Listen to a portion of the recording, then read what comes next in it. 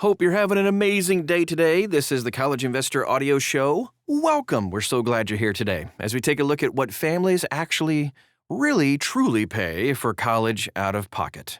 Oh, it's a doozy of a show. But before we get to that, just a reminder that anytime you hear a topic discussed on the podcast, there's always an article associated with it on our website, thecollegeinvestor.com. You can also ask questions, get to know us, and like our posts and all the things at The College Investor. Just search for those words, and you're going to find us pretty much anywhere you are on social media. All right, let's get to it now. All right, so for a lot of families, the cost of college kind of feels unknowable a little bit until you actually get a bill. Sticker shock. Sticker prices climbing past $70,000 a year at some private schools.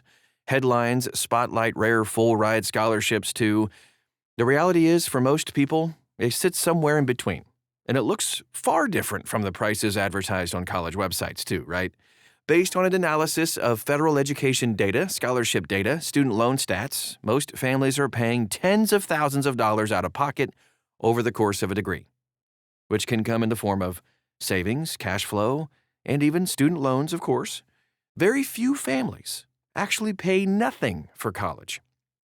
When all sources of financial aid are accounted for, grants, scholarships, and other discounts, here's how total out-of-pocket spending typically breaks down for a 4-year degree. The total net price out of pocket for a 4-year degree for typical families.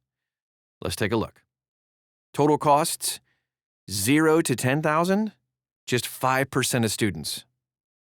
$10,000 to $25,000, 15% of students pay that much.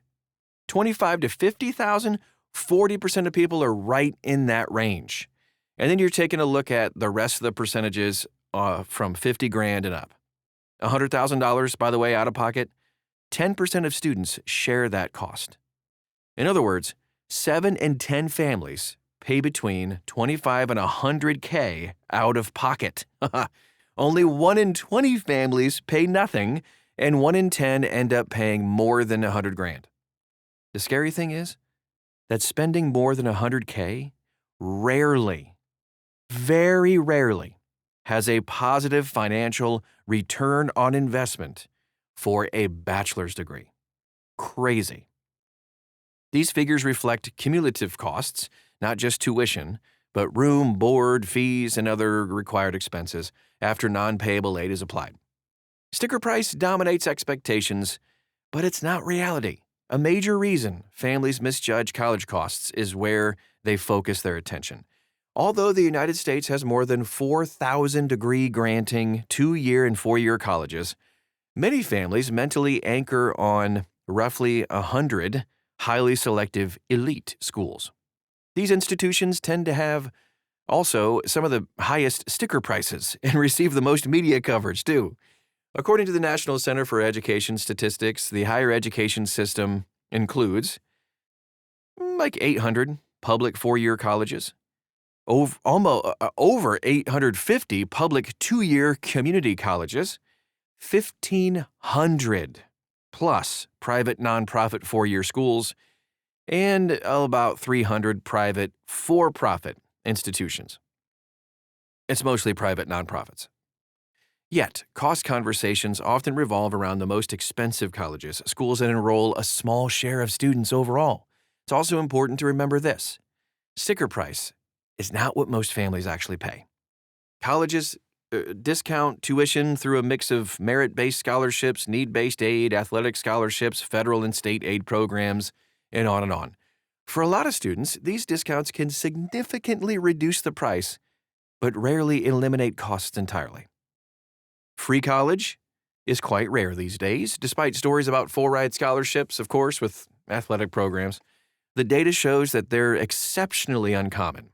According to the National Post-Secondary Student Aid Study, only 1.35% of students in bachelor degree programs received enough grants and scholarships to cover the full cost of attendance in 2019-2020 academic year.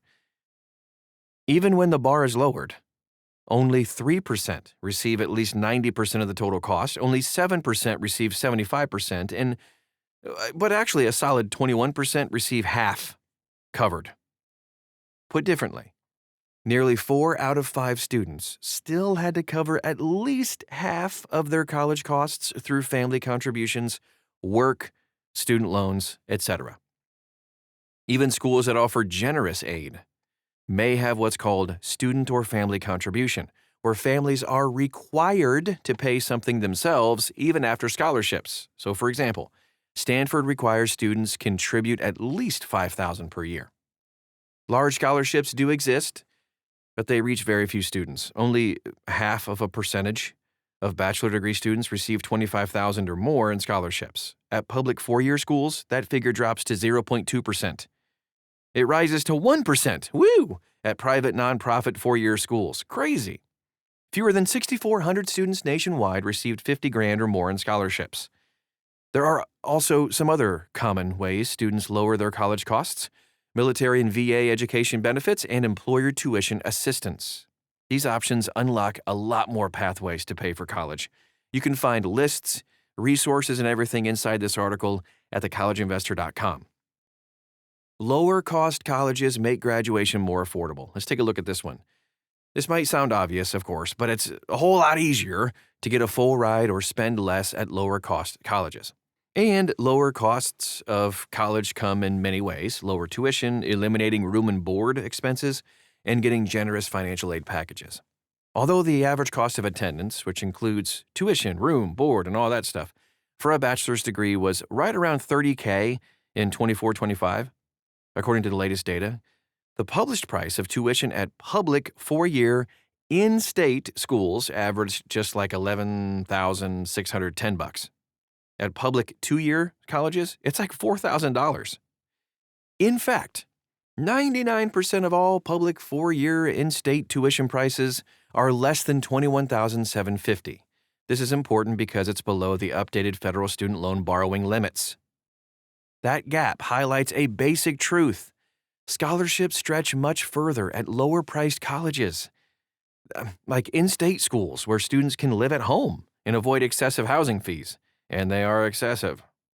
Among students whose grants and scholarships fully covered college costs, around 80% attended public schools, 38% were enrolled in public four-year, 39% public two-year colleges, and 16.5% attended private nonprofit colleges.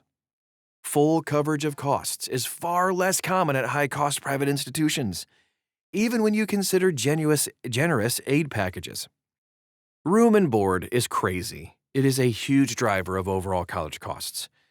Tuition gets the most attention, yeah, but room and board is often the biggest swing factor in what families actually pay.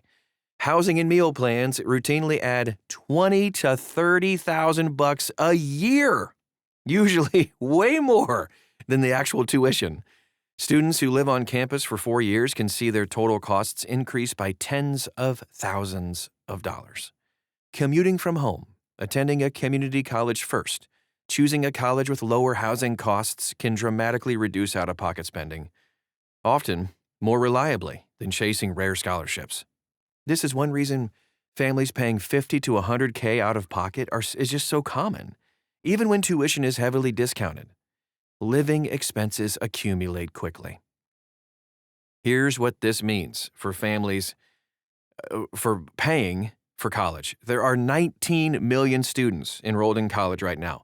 Translating this data to real numbers means that nearly 1 million students will pay less than $10,000 in total. It also means 13.5 million will be paying between $25,000 and $100,000 for a bachelor's degree. And when the average value of a bachelor's degree in today's dollars ranges between $20,000 and $100,000, depending on gender and major, it's kind of easy to see why so many graduates feel that college isn't working. There's no ROI. It's not. It's not working. For many students, college has become a financial break-even, but one that takes 20 years to resolve. That's not worth it. A bachelor's degree is still worth it for some people, for a lot of people really, but only if you're spending on the lower end of the spectrum. The people who go to who go to public schools rather, and stay at home. For households trying to budget realistically, the data points to several practical conclusions. Number one, expect to pay something. Even strong students with demonstrated financial need should plan for meaningful out-of-pocket costs, unless you're targeting lower-cost public institutions. 2-year community college paired with a public school for the final 2 years type of thing. The second thing, college choice does matter as much as aid matters. A generous scholarship at a high-cost college might still leave a family paying more than full price at a lower-cost public school. Net price matters the most. Third, ignore that dadgum sticker price, but don't ignore the total cost. Net price calculators can provide useful estimates. Families should also consider housing, transportation, how long it will realistically take to finish that dadgum degree. Also, realize that most college cost assumptions are going to be wrong. They average about $4,000 short per year. And finally, be cautious with assumptions about scholarships. Large awards make headlines precisely because they're rare. Most families rely on a blend of savings, current income, work study, student loans, all that jazz to pay for school. The real story of college affordability is not about the $80,000 price tag or free rides. It's all about how most families quietly manage a bill that lands somewhere between $25,000 and $100,000, and how planning decisions can push that number up or down by tens of thousands of dollars. That is our show for today. Yes, we have all the calculators, all the aids you could possibly need at thecollegeinvestor.com. The links are right inside this article. You can also ask questions, get to know us, and all the stuff at The College Investor. Search for those words, and you'll find us pretty much anywhere you are on the social media landscape of things. Thanks so much for stopping by today, and we will talk to you again real soon.